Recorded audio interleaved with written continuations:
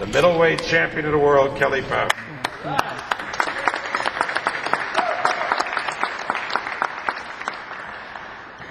First of all, I'd like to thank everybody, all the fans. They're not here, obviously, but they read it in the press. Thank everybody, the reporters, the hometown crew with the TV stations. I really appreciate them coming out. They've always done a good job in getting my name out there and starting to get me recognized. Tonight was a great night for me. I hate having people going by to saying, well, you finally got an easy one. You know what? Just because the kid didn't fight here in the UK, and I'm not just saying this because I fought him and I beat him, but from watching the films, I've been fighting for all these years, and the kid was a legitimate fighter. I watched 4 to 5 films on him. He was quick. He had a very fast left hook. He really fast right hand, and the whole time going in, we studied 4 to 5 films on him, and that's what he forgot. One thing they did wrong the whole training camp was putting their head that I was overlooking him, and we studied the film, and I made a dumb mistake in the first round. He caught me with a right hand that we knew he was going to do. I got lazy with my jab, and when what we worked on the whole time, he caught me with. But I see it at the last second. I kind of turned my shoulder and took somebody blown off the punch. But other than that, we knew what was going to happen. I thought we did fight a smart fight. One thing I did is stick to my game plan like I always do. We knew that he was coming with the big hook, or he was trying to counter our jab, so I would double the jab up, or I would pop it and bring it right back, and we keep the right hand up for the left hook. And I knew that he never had anybody punching at him at the pace and with the speed and power that I have. And once we caught him with a couple clean shots, he did a smart thing by taking these because he was really hurt, and he didn't want to take any chances of getting put out real bad or risking his health. So other than that, he was a strong fighter, and I'm just glad I can go in there and take out a durable opponent like that in 2 rounds. I don't think he's ever been stopped before or down. And we went in there and did that with Gary Lockett. He was the #1 mandatory fighter. He wasn't somebody that they picked out and declared blue.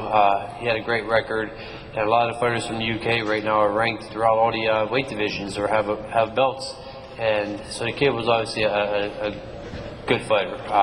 But we did what we were supposed to do. We went there and beat him, and we beat him better than what everybody else thought. And now we move on to the next one. So I'd like to thank everybody again, and if you got any questions, I'm sure I'll answer them. Steve? Yes. Is that you? Yes. You want Joe Calzaghe next? Is that your preference? Yeah, I'll fight anybody. Right now, everybody knows how the boxing game goes.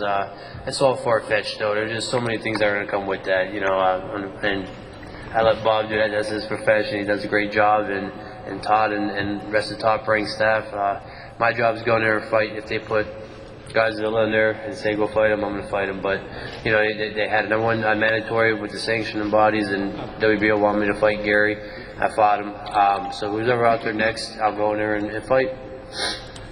Kelly, if Joe isn't available, obviously there's Arthur Abraham and the winner of the Randy Griffin Felix Sturm rematch in July. Which fight would you prefer? And to follow that up, would it be easier do you think it would be easier to make a fight with Griffin because he's an American if he beats Sturm in the rematch? It probably would be with Randy Griffin. When you get into with these IBF guys like Abraham and Sturm, it's going to take a lot to either get them over here, or they're probably going to want me over there. If they come over, the money is going to be an issue. It's just so many headaches with that. So however it works out, whatever the compromises are, or whatever happens with that, I definitely fight them. They do got the other 2 belts. A lot of people recognize me as the undisputed middleweight champ, but I do want the other belts. They're nice belts. I put them in my trophy case.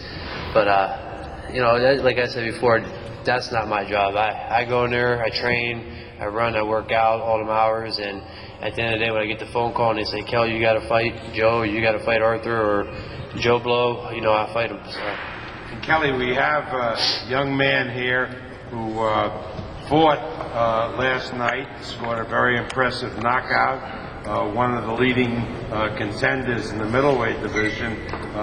He's sitting out here. I want him to come up so you can take a picture with him. Marco Antonio Rubio. Come on, Marco.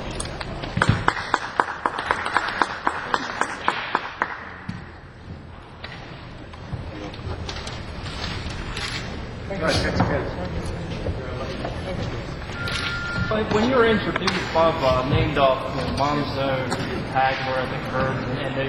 How does it feel, you know, for your promoter, for other people to mention you in the same breath as, you know, Hall of Famers? You know, it is a great compliment. I mean, coming from Mr. Arab, who's look at all the world champions, all the fights, everybody he's promoted. It's awesome to be put in that category. Me personally, I feel I got a lot more to do. You know, a lot more to prove out there, a lot more goals to set. And you know, once we accomplish those, then you know, hey, if that's where I fall at, then I mean, it's awesome, and that is my goal. You know, the main thing is when you start off boxing, your main goal is to become a world champ.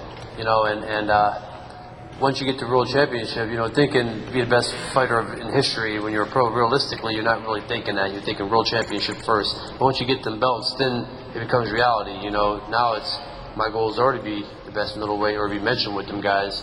And you know, now that's another goal that I set, and we got, you know, in my opinion, a lot more proving to do. You know, Joe Kozaki has never ducked anybody, and he has to.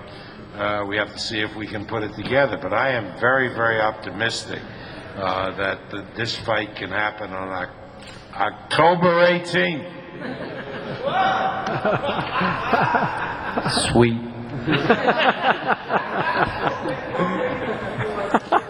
Well, all that'll be decided to satisfaction of both camps. I don't want to. Let's first get everything done. I don't think the weight issue is going to be any problem whatsoever. Heavyweight. Kelly, you've often been described as an East Coast fighter. Do you think it's just a simple matter of geography, with Youngstown being close to here, or is it a fighting style too, or is it a combination of both? I'm sorry. You've also Don't snap that camera. I can't hear him. you've been categorized as an East Coast fighter. Do you think it's just geography that makes you that way, or the way you fight, or a combination of both? I think it's a combination of both. Personally, people call me dumb or say I don't know what I'm talking about, but I don't really ever consider how people consider Youngstown, Ohio, really Midwest though.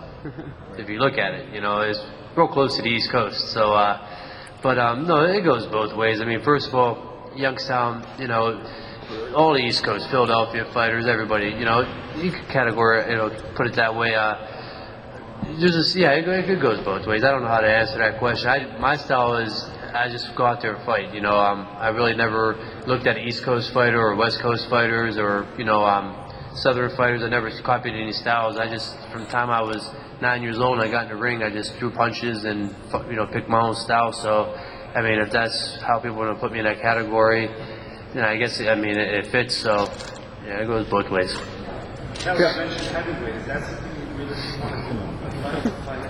Yeah, when I retire and I'm off for like 4 years, I'm sitting on the couch, like 300 pounds, and then say, hey, you know what, I'm going to go back and fight. So I think that's when, but you know, you never know these days. I mean, if you really know reality, if you look at it, though, most of your best heavyweights came up from middleweight. You know, Chris Bird, Evander Holyfield, all them guys, Roy Jones, James Stoney, so it happens, but that's not kind of the question right now. It's not reality right now.